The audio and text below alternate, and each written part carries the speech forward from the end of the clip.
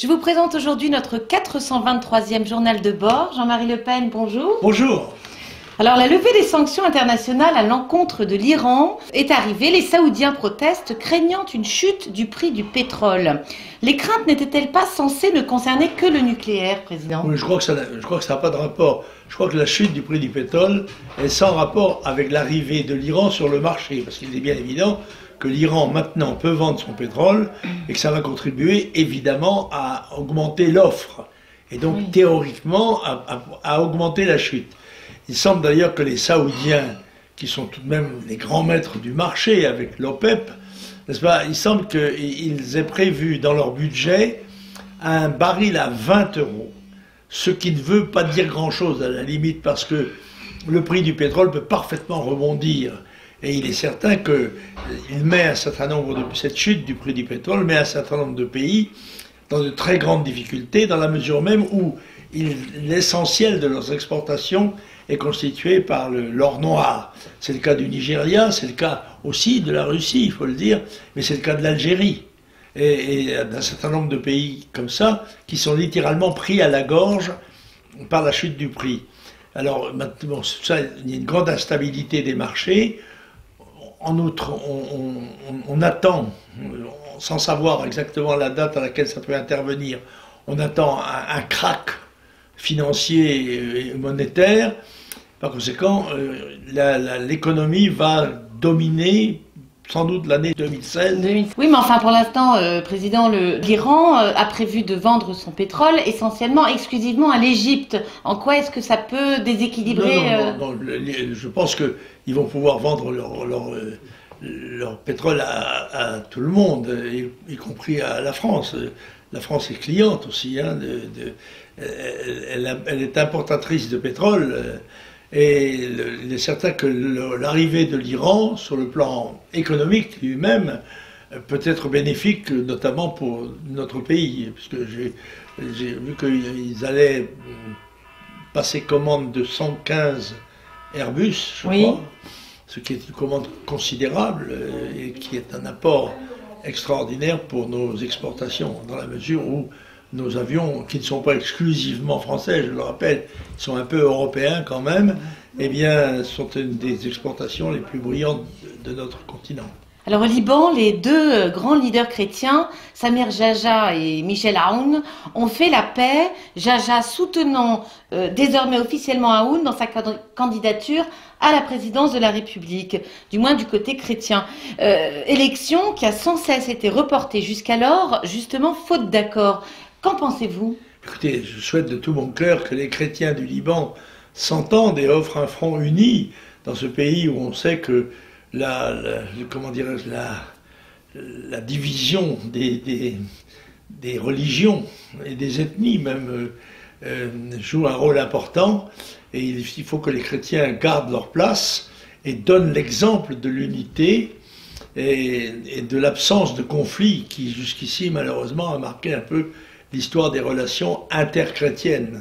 Alors la Tunisie, en Tunisie en tout cas, depuis quelques jours a eu lieu un couvre-feu. Le roi du Maroc, de son côté, son voisin, s'inquiète quant au retour permanent des djihadistes qui reviennent de Syrie ou d'Irak.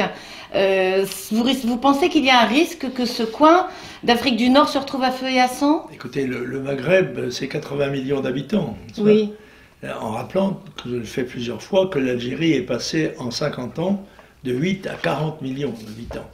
Et c'est évidemment un objectif pour Daesh et un danger immense pour l'Europe et pour la France.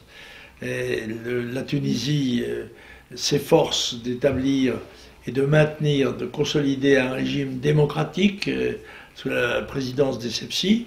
Le Maroc lui-même, sous la présidence et le règne de Mahomet VI, pardon, je me trompe dans les numéros, Mahomet VI connaît une relative stabilité, très relative. L'Algérie elle-même, entre les deux, est elle-même peut-être menacée de conflits internes, de règlements de compte interreligieux, entre religieux et laïcs. La guerre a déjà eu lieu, elle a fait plusieurs dizaines de milliers de morts, Oui. relativement récemment, naguère. Et donc c'était l'instabilité du Maghreb présente pour nous un danger tout à fait conséquent. Et nous ne pouvons qu'espérer que les gouvernements en place arrivent à maîtriser la situation, ces pays étant eux-mêmes vivant sous la poussée d'une immigration subsaharienne qui complexifie encore si possible la situation. Enfin. Alors le Premier ministre anglais David Cameron refuse de son côté d'interdire la burqa en Angleterre, mais veut imposer des tests linguistiques aux femmes musulmanes immigrées. Y voyez-vous une logique? C'est tout à fait illogique.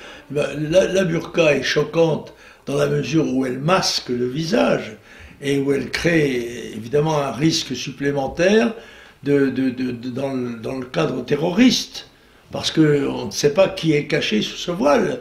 Est-ce un homme, est-ce une femme? Si on lui voit que les yeux, il y a des hommes qui ont de très beaux yeux.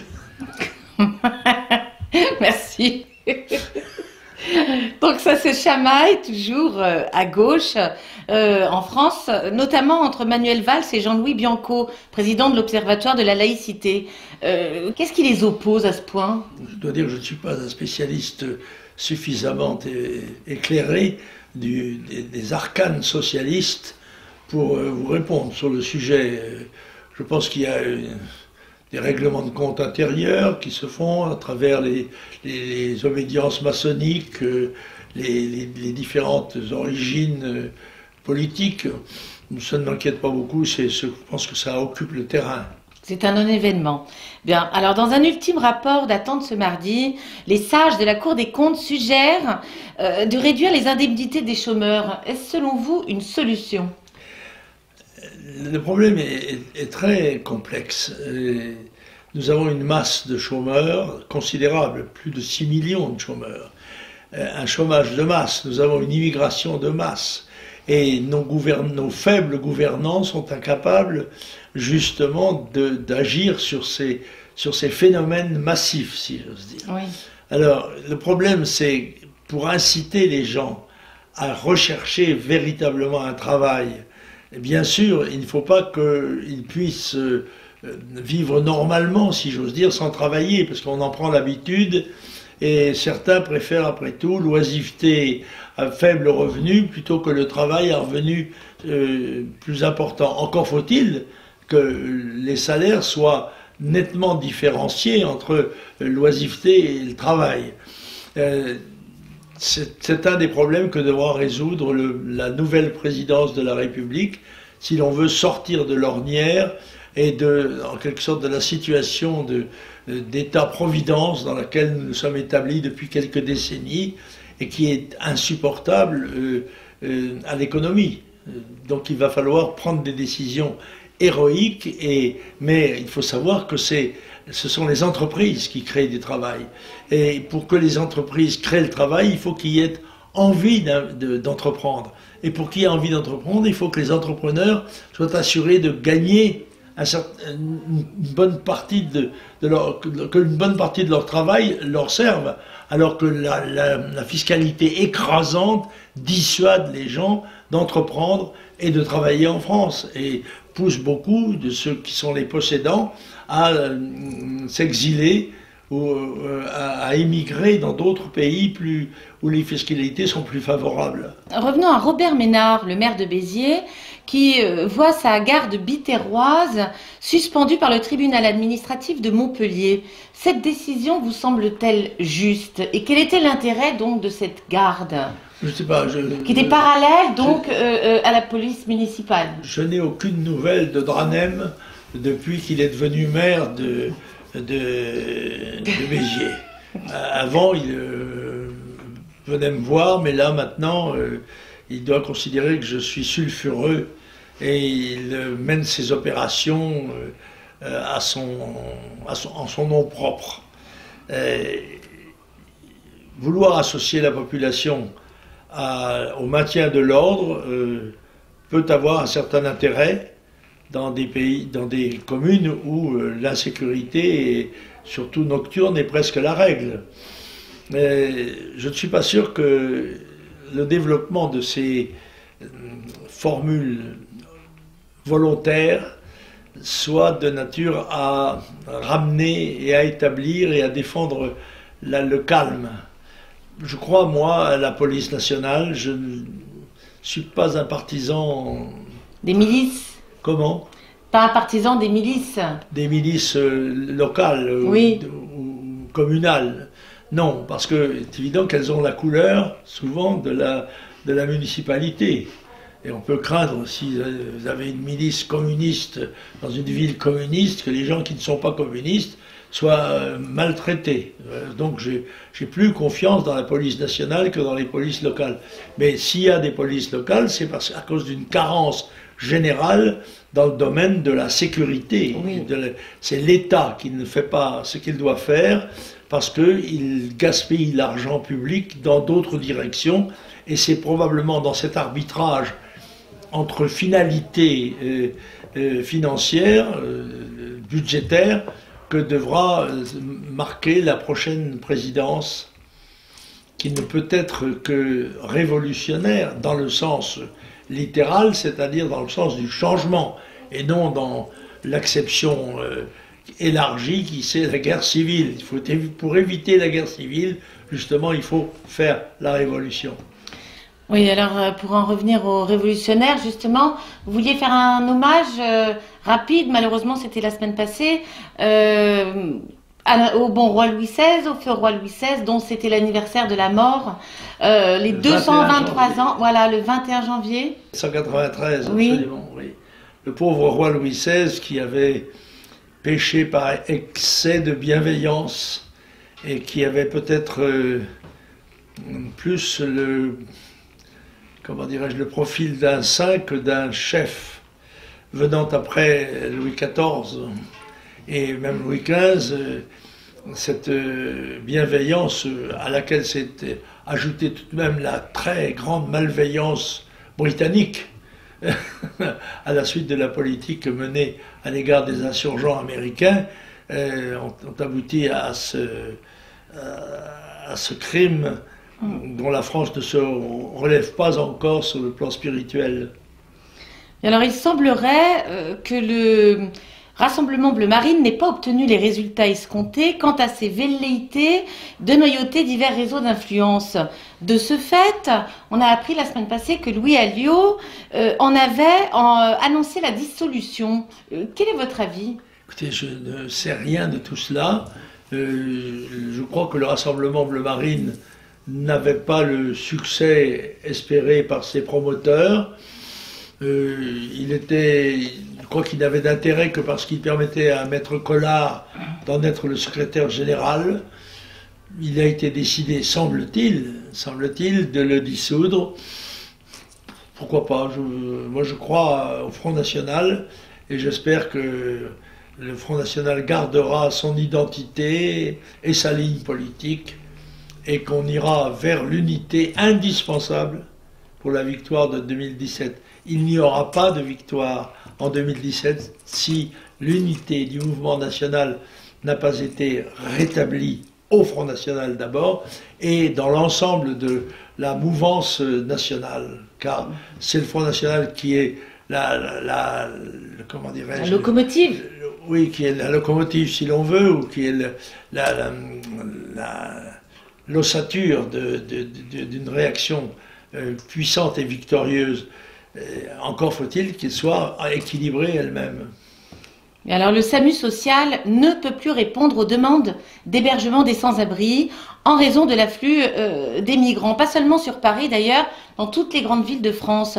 Vous l'aviez prédit lors d'un de vos blogs du mois de novembre passé. Oui, bien sûr, mais tout ça était prévisible. Enfin, il suffit d'appliquer le bon sens aux questions qui nous sont posées. Il est bien évident que l'afflux massif de migrants ou d'immigrés qui auront vocation à devenir d'ailleurs des immigrés clandestins dans nos villes et dans nos villages pose des problèmes qui sont presque insolubles. Déjà, nous avions de grandes difficultés à assumer le fardeau de l'appauvrissement, de la pauvreté nationale. nous n'avons pas la force, ni l'organisation suffisante, ni les moyens suffisants pour assumer la misère du monde, bien évidemment. Oui, alors raison pour laquelle à Calais, donc il y a encore eu des échauffourées. Pis encore, les migrants accompagnés par des membres de groupuscules d'extrême gauche ont pris d'assaut un ferry, à plus de 400 d'entre eux, etc. Seulement 15 gardes à vue d'ailleurs, et on a appris que ces personnes devaient passer en comparution immédiate aujourd'hui, et ça a été reporté de plusieurs jours. Est-ce que ça veut dire que nos forces de l'ordre nos autorités sont complètement débordées? Oui, je le pense, et elles vont l'être encore bien plus parce que ce cancer va se métastaser. Il est déjà on en a déjà dérivé une partie des effectifs des immigrés vers la Grande Sainte et des villages environnants. Je pense que c'est l'avantage, si vous voulez, pour l'opinion, c'est qu'elle voit concrètement ce que donne le phénomène de l'immigration massive. Mais en dehors de ça, il faut savoir que cette immigration continue et qu'elle dure en France depuis 40 ans. Car là on dit, mais voyez-vous, il y a moins de migrants en France qu'il y en a en Allemagne ou qu'il y en a en Finlande ou en Suède. Oui, mais nous avons comment dirais-je, un capital migratoire considérable déjà. Plusieurs, je sais pas, peut-être 15 millions d'étrangers sont entrés en France dans les 40 dernières années. Et ceux qui arrivent ne font que s'ajouter et font déborder les contenants. C'est un problème clé qu'il faudra résoudre demain et qui ne peut se résoudre que par une modification drastique de nos législations et de nos comportements. Il faut supprimer la double nationalité, il faut supprimer le droit réglementer très étroitement le droit d'asile, il faut supprimer le droit du sol, il faut supprimer la mesure prise en 1974 de regroupement familial qui a été à l'origine de l'arrivée de plus en plus massive des immigrants. Mais voilà, comme je l'ai dit, le phénomène principal de l'histoire du XXe siècle, de l'histoire du millénaire même, ça a été l'explosion démographique du XXe siècle. La population mondiale est passée de 2 à 7 milliards d'habitants en 100 ans, et elle va vers 8, vers 9, vers 10 milliards, vers des chiffres absolument incontrôlables, et nous devons prendre la mesure. La véritable guerre qui nous est faite est une guerre qui nous est faite en fait par des civils plutôt que par des militaires ou des terroristes. Vous vouliez, avant de passer à un autre sujet qui concerne 5 de nos légionnaires qui sont décédés, vous vouliez dire un petit mot sur un de vos ouvrages, une de vos lectures. Je ne parle que d'un livre aujourd'hui, mais quel livre?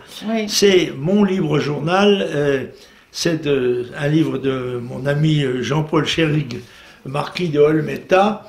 La semaine dernière, j'avais parlé du livre de Le Tailleur qui est sur les cafés de Paris. Oui. C'était un livre remarquable.